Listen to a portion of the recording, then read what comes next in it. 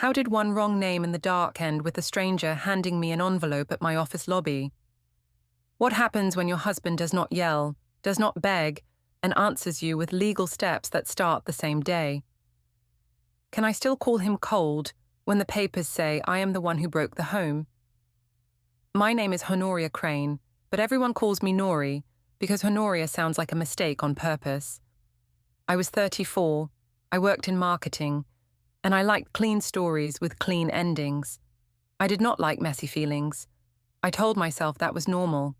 I told myself I was practical. That night, the bedroom was quiet, except for the small sounds of our house settling. The heater clicked once. A car passed outside. Elliot was close to me. I felt his arm and the weight of his breathing. I had been tired all week, and I had been careless. My mind had been full of other rooms, other words, other attention. A name slipped out of me like a coin falling from a pocket. It was not Elliot's name. It was Nolan's. Elliot stopped moving. The air changed. It felt like the room turned colder, even though the heater was on. He asked what I had said. I said he misheard me. I said I had been half asleep. I said I had been thinking about a work project and the names got mixed up. He asked why I would say another man's name. I said he was jumping to bad thoughts. I said he always did this and it was exhausting. I said I could not even rest without him testing me. He did not yell. He did not accuse me in a loud way. He did not do anything dramatic. That scared me more than anger. I wanted a fight I could win. I wanted him to chase a point so I could twist it. But he went quiet, like a door closing slowly. He turned his head and stared at the dark wall. I waited for him to speak again. He did not. I told myself he was trying to punish me. I told myself he was being childish. I told myself that a good husband would not freeze his wife out. In the morning, the kitchen light was too bright. I made coffee and moved fast, like speed could fix my nerves. Elliot came down the stairs and did not look at me. He poured his own coffee.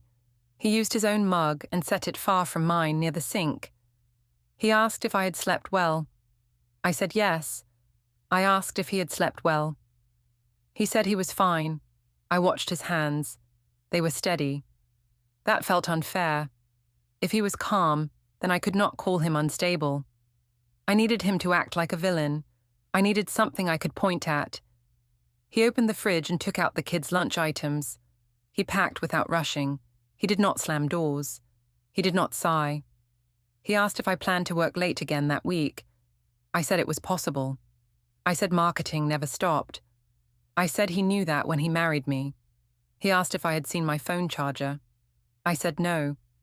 Then I remembered it was in my purse, under a folded receipt from the gym cafe. I felt heat in my face. I kept my voice smooth. He washed his mug and left it upside down to dry. He wiped the counter. He moved like he was doing small tasks to keep his mind busy. I told myself he was trying to look perfect. I told myself it was a performance. While he reached for paper towels, his phone lit up on the table. I saw it by accident. A calendar reminder popped up with plain words. Meeting, personal 10:40 a.m. It was not his work schedule.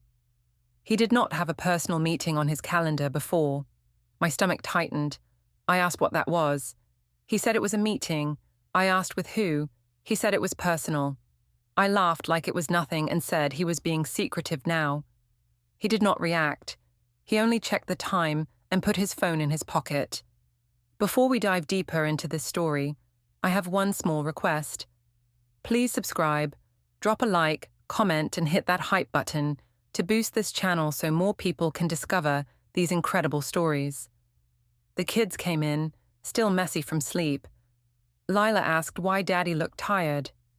Elliot told her he was okay and asked her to get her shoes. Miles asked if we could have pancakes. I said we were too busy. Elliot said we could do pancakes on the weekend. His voice stayed even. When he left for school drop-off, he took the kids first and did not ask me to come. I stood by the window and watched the car back out. The car did not hesitate.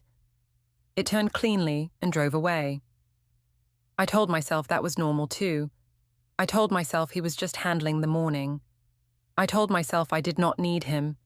Still, my hands shook when I picked up my phone. I checked messages. I had a thread with Nolan.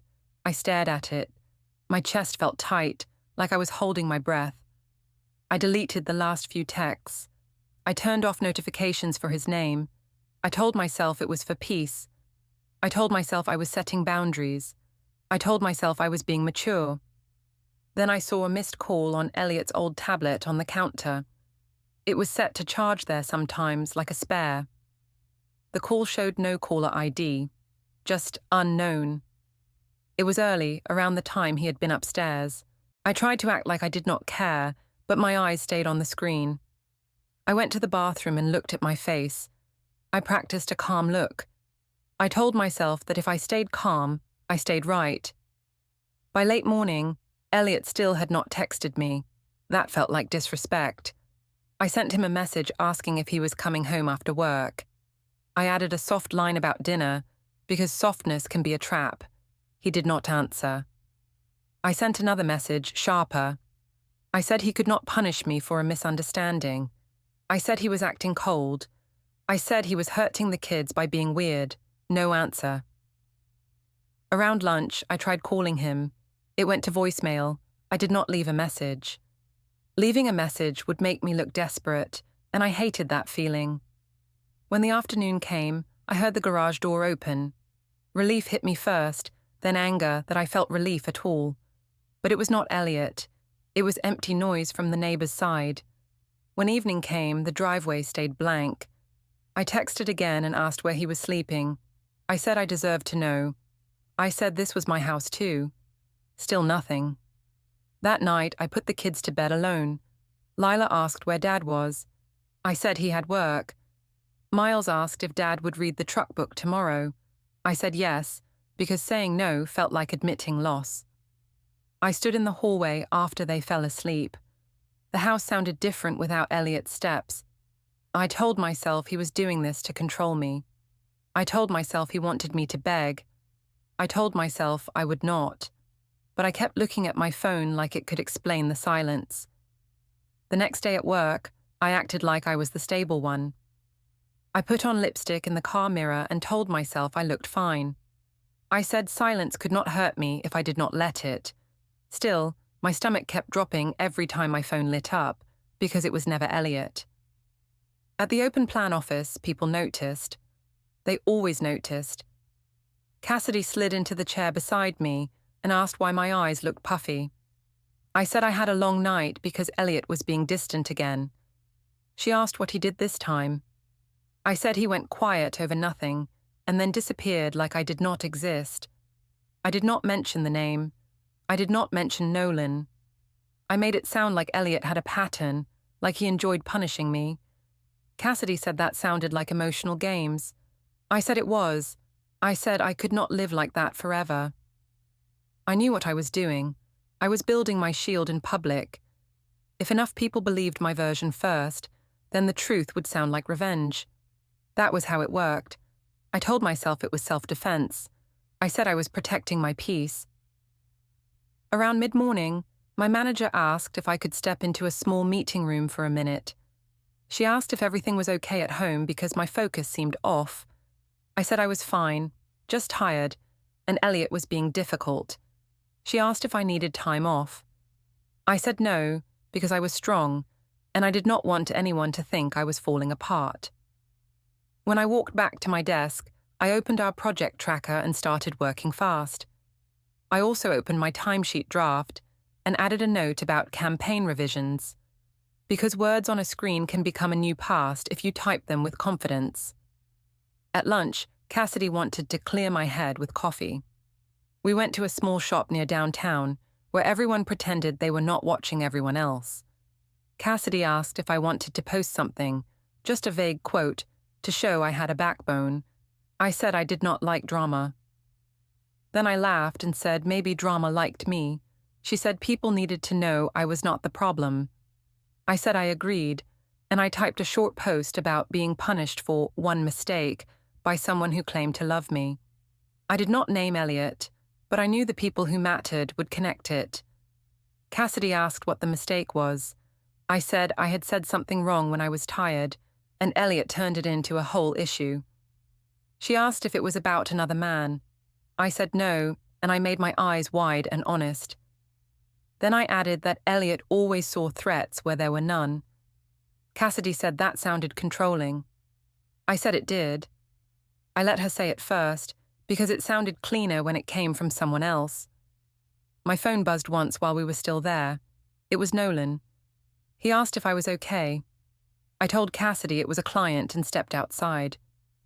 Nolan asked what happened last night. I said Elliot acted cold and left without talking, like a child. Nolan asked if Elliot knew. I asked what he meant by knew, even though my throat tightened. Nolan said he meant the name. I said it was nothing, just a slip, and Elliot was being dramatic. Nolan said I should be careful. I said I was careful, and I reminded him that he liked our secret when it made him feel wanted. He asked if we should pause for a while. I said he was not going to abandon me too.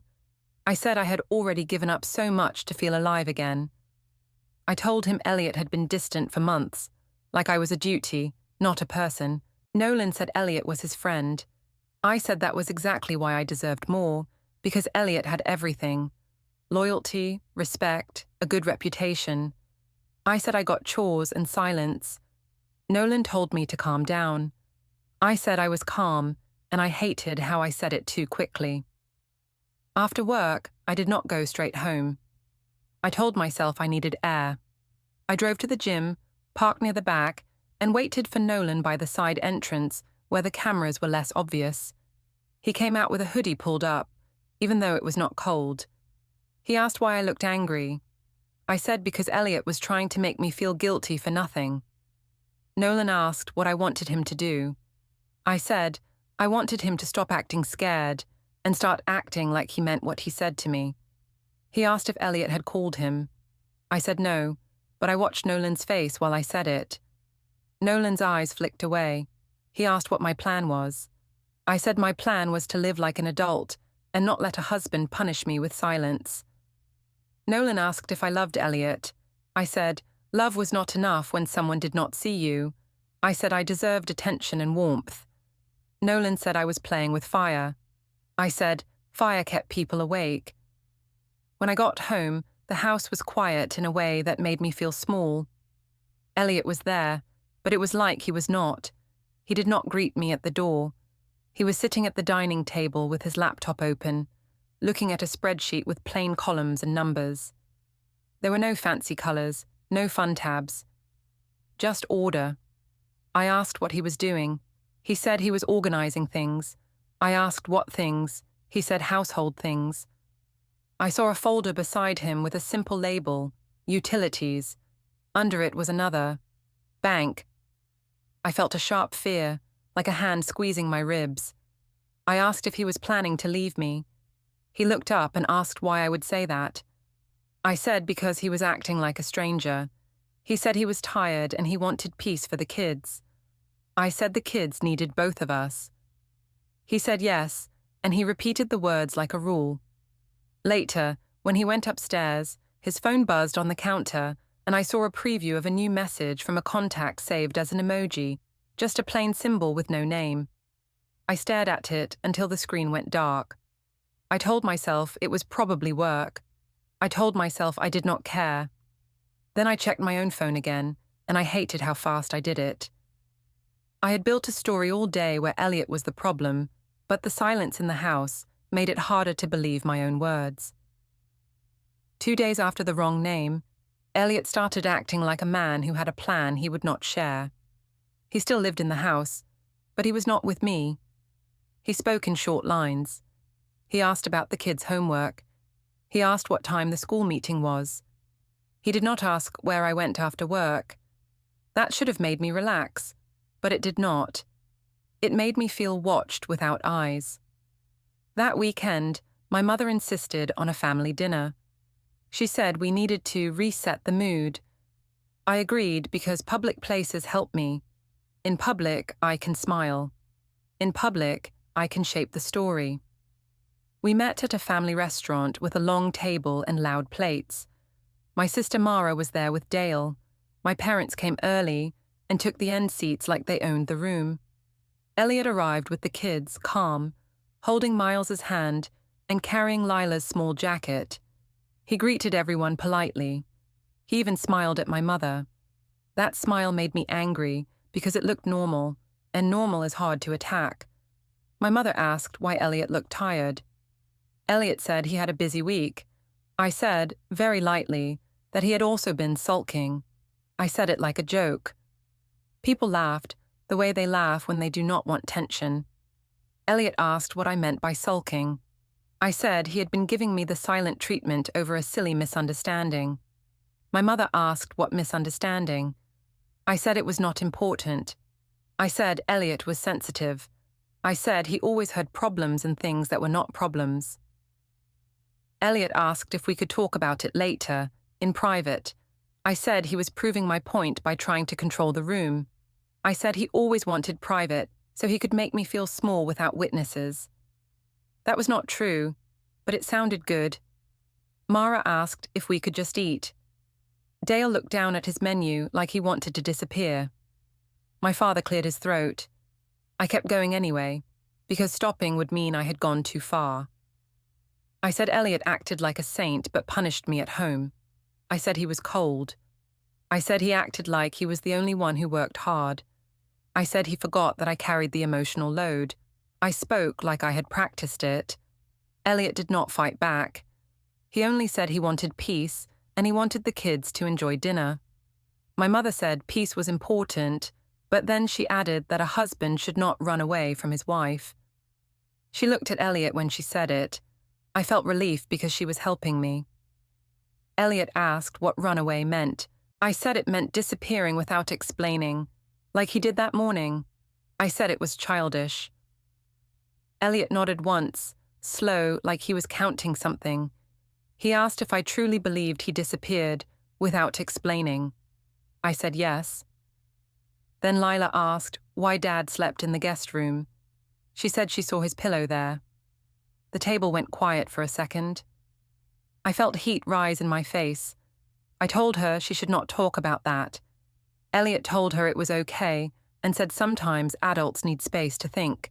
My mother laughed and said men always needed space when they were wrong. I laughed too. Elliot did not laugh. He asked my mother not to speak about him like that in front of the kids. My mother asked why he was so serious. I said he could not take a joke. After dinner, while everyone stood outside near the parking area, Cassidy called me and asked how it was going. I put her on speaker for a second because I wanted the group to hear that I had support. Cassidy asked if Elliot was still doing his silence thing. I said yes, and I said it was draining. Cassidy said that was emotional punishment. My mother nodded like she agreed. Elliot turned and walked toward the car without speaking. Mara asked if I thought I was pushing too hard. I said no. I said he needed to learn. Dale asked what I meant by learn. I said, learn that I would not be controlled by moods. I said respect follows results, and I had results. I hated how proud I felt saying that. On Monday, Elliot started picking up the kids from school. He did not ask me. He simply texted that he would do it. He said it would help the routine. I told myself he was trying to show off. I told myself he wanted the teachers to like him more. I went to the pickup line once anyway, because I did not like being replaced. When I arrived, Elliot was already there, standing near the curb with a calm face. He spoke to the school staff in a steady voice. He asked about a new reading program for Lila. He thanked them for their time. It looked like a good father scene, the kind people remember. When Lila ran out, she hugged him first. That should not have mattered, but it did. Miles held Elliot's hand and pulled him toward the car, talking fast about trucks. Elliot listened. He asked Miles a question. I stood there with my keys in my hand like a visitor. I said hello. Elliot said hello back, polite, not warm. I asked if we could talk later. He said we could talk about the kids any time. I asked what that meant. He said it meant what he said. I said he was acting like a lawyer. He did not respond to that. That evening, I told Nolan I felt like I was losing ground. Nolan asked what I wanted. I said I wanted Elliot to crack. Nolan asked if Elliot had contacted him. I said no, but I said it like a test. Nolan said good. Then he asked me to stop showing up near his gym. He said people were noticing. I said I was just trying to breathe. Nolan said breathing did not need secrets. On Wednesday, I met Nolan in a parking garage near a shopping center because I told myself it was safer. The lights buzzed overhead. Cars echoed when they passed. Nolan asked why I chose that place. I said I did not want gossip. Nolan said gossip was already there. He asked if I had told anyone about us. I said no, and I looked at his face again. Nolan asked if Elliot was acting strange. I said Elliot was too calm and it felt fake. Nolan said maybe Elliot was just tired. I said no, it was more than tired. I said Elliot was collecting something. When I got home, I heard a soft clicking sound from the office drawer. It was the sound of a lock. I walked past and saw Elliot's laptop open for 1 second before he closed it. On the screen was a clean file tree with simple names like Archive A and Archive B. He did not look guilty. He looked focused. I asked what he was doing. He said he was organizing. I asked if he was recording me. He asked why I would accuse him. I said because he was acting like I was dangerous. He said he was acting like a father who wanted stability. That night, when the house was quiet, I smelled faint toner again, like someone had printed something. I stood in the hallway and listened. I heard a short, soft beep, like an app starting and stopping. I told myself it was nothing. Then I lay in bed and stared at the ceiling, holding my phone like a shield, and I realized I was more scared of Elliot's calm than I had ever been of his anger. The fundraiser at the community hall was supposed to make us look normal again. That was what I told myself when I zipped my dress and checked my hair twice. I said the kids needed to see us together in public. I said people would stop asking questions if they saw us smiling. Elliot did not argue. He only asked what time we should leave and if the kids had eaten. When we arrived, the hall smelled like coffee and cheap perfume. There were folding chairs, string lights, and a loud microphone that made every laugh sound bigger than it was. Parents from school were there. A few of Elliot's co-workers were there too. I saw the way they watched him, like they were waiting for him to do something wrong. I liked that. I wanted an audience. Elliot carried the raffle basket tickets like a helpful husband. He stood near the snack table with Miles and helped him open a juice box. Lila held my hand for a minute, then let go and ran toward her friends. Elliot asked if I could stay close because the room was crowded. I said he was being anxious. I said he did not trust me. He said it was not about trust. It was about safety and the kids. I rolled my eyes because calm words can still feel like control when you want them to. Cassidy appeared in a bright jacket and asked if I was okay. I said I was fine, and I hinted that Elliot was still punishing me with silence. Cassidy asked if he was making the house tense. I said yes. I said he acted like a saint in public, but shut down at home. Cassidy said that sounded like manipulation. I said it was. When the organizer asked for volunteers to speak, I raised my hand before I could stop myself. I told myself it was for the cause, but I knew I wanted the microphone. I wanted the room to lean toward me. I spoke about community support and family strength. Then I slid in a small story about how people should not freeze out loved ones over minor mistakes. I glanced at Elliot when I said it. A few people laughed in that careful way, like they understood the hint. I said it was sad when someone used silence as a weapon. I kept my face soft, like I was sharing pain, not throwing stones. Elliot did not react. He watched Miles pick at a cookie. He looked calm, but his jaw tightened once, just a small movement. It was not enough. I wanted more. I wanted him to snap so I could call it proof. Later, when a group formed near the photo booth, Cassidy lifted her phone. She asked if we should take a couple picture. I said yes and pulled Elliot close. Elliot asked if we could keep the kids out of it. I said he was always making rules. I smiled wide anyway. The flash went off. I saw another parent's phone up too, angled toward us like a quiet witness. When the event ended, Elliot said he would take the kids home early because Miles looked tired. I asked why he always tried to leave first. He said the kids needed sleep. I said he was avoiding me. He said he was avoiding conflict in front of them. I told him he was acting like I was dangerous. He said he was acting like a parent.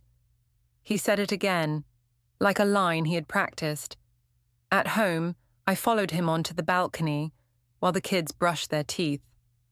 The night air was cold, and the streetlights made the parked cars look flat and dull. I asked why he was being so calm. He asked what I wanted from him. I said I wanted him to stop treating me like a stranger. He asked if I wanted honesty. I said yes, but I said it with a warning tone, like honesty was allowed only if it matched my story. He said he felt hurt and confused, and he did not trust my words right now. He said he would not argue loudly, and he would not let the kids see us fight. I said his calm was fake. I said he wanted to look like the good guy. He said he did not care how he looked. He cared how the kids felt. I told him he was making me feel unsafe with his silence. He asked how silence could be unsafe. I said it made me feel trapped. He said he was not trapping me. He said I was free to go, free to speak, free to live. He said he would simply respond in a way that protected the kids and himself. I said that sounded like a threat. He said it was not a threat, it was a boundary. The next day, I went to the pharmacy after work because Miles needed vitamins and Lila needed allergy drops. The line was slow. A baby cried near the counter. My phone buzzed with Nolan's name, and I turned my screen down fast, like that would erase it. Elliot walked in with the kids a few minutes later, calm as always. He asked if I had already paid. I said no. He stood behind me, not touching, not crowding. I noticed his keyring when he shifted his hand. There was a new key on it, shiny and unused. I asked what it was for. He said it was for safety. I asked safety from what? He said safety from confusion. When we reached the counter, Elliot offered to pay. I said I could pay. He nodded and stepped back without a fight. That made me feel petty, like I had swung at air. While I tapped my card, I saw Elliot's phone light up in his pocket through the fabric, and I heard a short alarm sound. He pulled it out, glanced once and turned it off. I asked what the alarm was. He said it was a reminder. I asked a reminder for what? He said for something he needed to handle in the morning. I asked if it was about me. He said it was about responsibility. That night, after the kids were asleep, I walked past the dining table and saw Elliot's laptop open for a second. Tabs were up that looked like search pages. I saw words like storage options, delivery tracking, and notary near me. He closed the screen calmly when he noticed me. He did not hide it in a panic. That was what scared me. I went to the bathroom and looked at my face again. I told myself I was still in control. I told myself I could fix the story with one good post and one good smile. Then I checked Nolan's message and saw he asked if Elliot had said anything to him yet, and my hand started shaking like my body knew the truth before my mouth would admit it. The HR meeting happened the next morning, right on time, like my life was a schedule I did not control anymore. I walked down the hallway with my badge swinging and my coffee too hot. I told myself it was just a check-in. I told myself I was valued. I told myself nobody could prove anything. My manager was in the small HR room with a neutral face. The HR rep sat beside her with a notepad and a calm voice. The HR rep asked if I understood why I was there. I said I guessed it was about workload stress. The HR rep said it was about conduct and conflict concerns. My manager said a complaint had been made and they had to document it. The HR rep asked if I had a relationship that could affect my work. I said no. The HR rep asked if I had used company time for personal matters. I said everyone checked their phones sometimes. The HR rep asked if I had posted about private issues in a way that could connect back to coworkers. I said my page was personal, and I never named anyone. I said people read what they wanted to read. My manager asked if things at home were impacting my focus. I said yes, because Elliot was being cold and I was carrying everything alone. I said I came to work to breathe, and then I got punished for breathing. The HR rep asked if I wanted to file anything formal about feeling unsafe. I said I did not feel unsafe at work. I said I felt targeted by gossip. The HR rep asked if there was a coworker involved in the gossip. I said I could not name names because that would make me look petty. I said I just wanted professionalism. My manager asked if I could keep my personal life out of the office. I said I already did, and that was why this felt unfair. They ended the meeting with soft warnings. The HR rep said I should avoid social posts that could be read as harassment. The HR rep said I should keep my schedule clean and my timesheets accurate. My manager said she wanted to support me, but she needed me to stay steady. I nodded like I was grateful. Inside, I was boiling. Back at my desk, Cassidy asked what happened. I said HR was checking on me because Elliot had been creating stress. Cassidy asked if Elliot contacted my job. I said I did not know, but I let the idea sit there like a seed. Cassidy said that was scary. I said it was. I said some men use systems to control women. I liked how serious Cassidy looked when I said it. At lunch, I called Mara and told her HR talked to me. Mara asked what they said. I told her it was vague, but it felt like someone was building a file. Mara asked if I should slow down with Nolan. I said Nolan was not the problem. I said Elliot was making me look bad on purpose. Mara sighed and asked if I had actually said Nolan's name. I said it was one word and not a confession. Mara said one word could be enough. I told her she was being dramatic. That evening, I went home early to prove I was a good wife. Elliot was in the kitchen making simple pasta for the kids. He had a calm face and a clean shirt. The kids sat at the table drawing. There were 2 water cups, spaced apart like habits had changed. I asked Elliot if we could talk. He asked if it was about the kids. I said it was about us. He said we could talk after bedtime. That answer felt like a wall, polite and solid. After the kids were asleep, I tried a softer approach. I asked if he missed me. He asked what I meant by miss. I said he had been distant and it hurt. He asked if I wanted comfort or truth. I said both, like I deserved both. He asked again what happened that night. I said nothing happened. I said he was holding on to a tired mistake because he wanted power. I said I had been stressed and my brain misfired. I said he knew how hard I worked. I said he should support me instead of punishing me. He said he was not punishing me. He said he was stepping back because he did not trust my words right now. I said that was unfair. I said trust was a choice. He asked if I was choosing trust with him. I said he was twisting my words. I started to cry on purpose, because tears can change the weather in a room. I told him his silence made me feel unsafe. He asked how I was unsafe. I said I felt watched, like any move could be used against me. He said he was not watching me. He was watching the situation. I said that was the same thing. He said it was not. I asked where he slept the night he left. He said he stayed somewhere quiet. I asked with who. He said alone. I asked why he could not just come back and be normal. He said normal depended on honesty. I said I had been honest. He looked at me for a long moment and did not answer. That look made me want to shout, but I kept my voice sweet. The next morning, I forced myself into the school pickup line, even though Elliot had taken over that routine. I told myself it was my right. I told myself he was trying to make me look like the unstable one. Elliot was already there, standing in the same spot as always, like the curb belonged to him now. He spoke with the staff in a calm tone.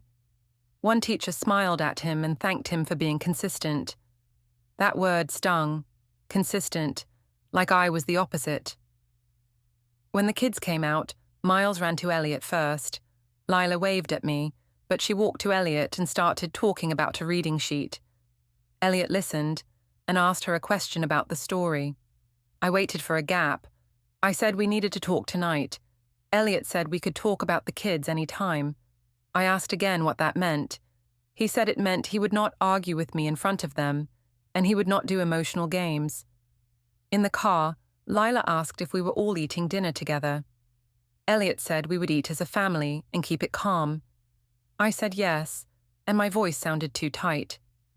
That night, I noticed Elliot packing a small overnight bag for the kids, even though it was a normal weekday.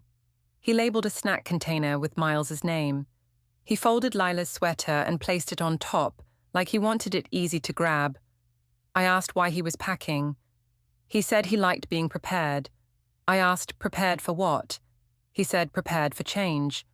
I followed him into the kitchen and asked if he was planning to leave me. He asked why I kept asking that. I said because he was acting like his heart was already gone. He said he was trying to keep things stable and lawful. I told him he sounded like a robot. He said he was choosing calm because chaos did not help the kids. I said he was making me the villain. He said he had not told anyone anything. I said everyone was looking at me. He asked why they would look at me if I had done nothing wrong. I said because people judged women. He said people judged actions. I asked him what he was going to do. He looked at the counter for a second, then back at me. He said he would handle it properly. My office lobby smelled like polished stone and burnt coffee. I was walking in with my badge in my hand when a man in a plain suit stepped in front of me. He asked if I was Honoria Crane. I said yes and asked who he was. He said he was there to deliver legal documents and asked me to confirm my address. I laughed once because my body did not know what else to do. I said this was a mistake and tried to step around him. He said he only needed to hand me the packet, and he held it out like it was nothing personal. I said I would not take it. He said he would place it at my feet if I refused, and it would still count. People were walking by. 2 co-workers slowed down and pretended they were not looking. My face burned. I saw Elliot across the lobby near the glass doors. He was not close to me. He stood with his hands in his pockets like a man waiting for a bus. He did not look angry. That made me want to scream. I grabbed the packet so it would not hit the floor. The first page had my name, and Elliot's name in clean print. It said, divorce. My eyes jumped to a line that said temporary orders and another line that said effective today. I felt my stomach drop hard. I walked toward Elliot and asked what this was. He said it was the proper way. I asked why he would do this in public. He said public meant calm and no games. I said he was trying to humiliate me. He said he had not asked anyone to watch. I flipped pages and saw lists and dates. I saw a custody schedule that started immediately. I saw rules about the house and money that read like doors locking. I said he could not do this without talking to me. He said he had tried to talk, and he had asked for honesty. I said I had been honest. He asked if I wanted him to show what he had. I said he was bluffing. He pointed at the back of the packet. There were screenshots and timestamps, gym entry logs, and my posts. There was a thread with Nolan's name on it. My throat went dry. I said those were out of context. Elliot said the full context would be handled through the process, and he would only discuss the kids directly. Behind me, the HR rep from my floor stepped out of the elevator and asked me to come upstairs. I tried my card at the lobby cafe without thinking. The screen flash declined. Elliot looked past me toward the doors, said he was picking up the kids on schedule, and walked out without another word.